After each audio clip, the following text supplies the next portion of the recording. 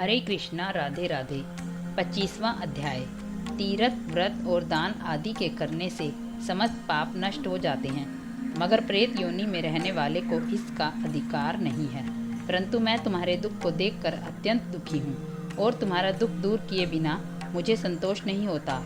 तुम्हारे पाप बड़े भारी हैं, क्योंकि यह तीनों योनियाँ बहुत बड़े पाप करने वालों को ही प्राप्त होती हैं, और प्रेत योनि तो थोड़े से पुण्य से नष्ट भी नहीं हो सकती। लेकिन मैं तुम्हें इस योनि से अवश्यमेव छुड़ाऊंगा।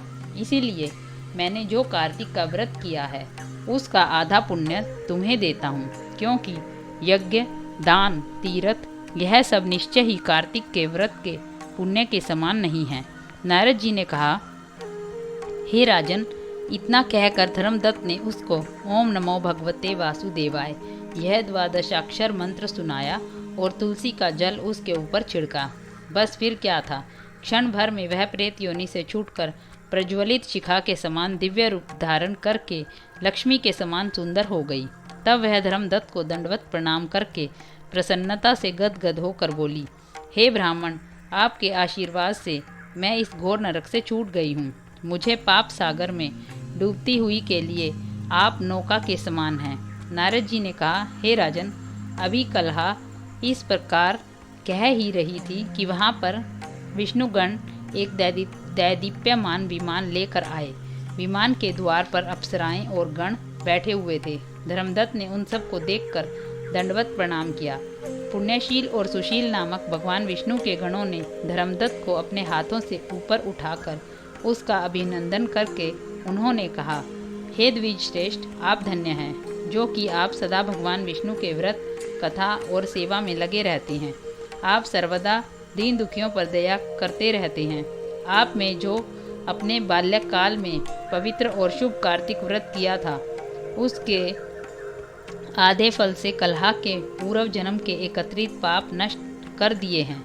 यही नहीं, आपकी कृपा से उसके सैकड़ों जन्मों के पाप नष्ट हो गए हैं। आपके जागरण आदि के करने के पुण्य प्रभाव से आकाश मंडल से यह विमान आया है। हे ब्राह्मण, अब हम इसे भली भांति के भोगों से युक्त वैकुंठ में ले जा रहे हैं। आपके दान पुण्य के प्रभाव से, कार्तिक व्रत या तुलसी पूजा के प्रभाव से यह अब भगवान विष्णु के निकट रहेगी। आप भी इस जन्म के पश्चात अपनी दोनों स्त्रियों सहित वैकुंठ लोक में भगवान विष्णु के समीप रहोगे और मुक्ति प्राप्त करोगे। हे दया सागर, वह मनुष्य धन्य है और जन्म उन्हीं का फलीभूत है जिन्होंने कि तुम्हारी तरह भगवान विष्णु की भक्ति की है, क्योंकि भगवान विष्णु अपने भक्तों का भला क्या नहीं देते, वह सब कुछ देते हैं। जिन्होंने प्राचीन काल में उत्तानपाद के पुत्र को ध्रुव स्थान पर पहुंचाया, जिसके स्मरण मात्र से प्राणियों को सद्गति हो जाती है। प्राचीन काल में भगवान विष्णु केवल अपने नाम के स्मरण से ही ग्रहा द्वारा पकड़े हुए हाथी को हस्ती योनि से मुक्त करके जय नाम देकर अपना पार्षद बना लिया। तुमने उन्हीं विष्णु की सेवा की है। इसी से तुम अपनी दोनों स्त्रियों सहित 1000 वर्ष तक विष्णु भगवान के समीप निवास करोगे। जब तुम्हारा पुण्य क्षीण हो जाएगा, तब तुम पृथ्वी पर सूर्य वंश में अपनी दोनों स्त्रियों के साथ दशरथ के नाम से प्रसिद्ध राजा होोगे, तथा यह कलहा तुम्हारे आधे पुण्य की भागीदार होने के नाते तुम्हारी तीसरी भार्या होगी। भगवान विष्णु तुम्हारे पुत्र के रूप में तुम्हारे निकट रहेंगे और देवताओं का कार्य करेंगे। भगवान विष्णु को प्रसन्न करने वाले तुम्हारे कार्तिक व्रत से अधिक महत्वपूर्ण यहाँ दान, तीर्थ आदि और कोई भी नहीं है। हे दया सागर, तुम धन्य हो, क्योंकि तुमने जगत गुरु भगवान विष्णु को प्रसन्न करने के लिए कार्तिक का व्रत किया है, जिसके आधे पुण्य के फल की भागीदारी इस कलहा को इस समय हम अपने साथ विष्णु लोक को ले जा रहे हैं। हरे कृष्णा, राधे राधे।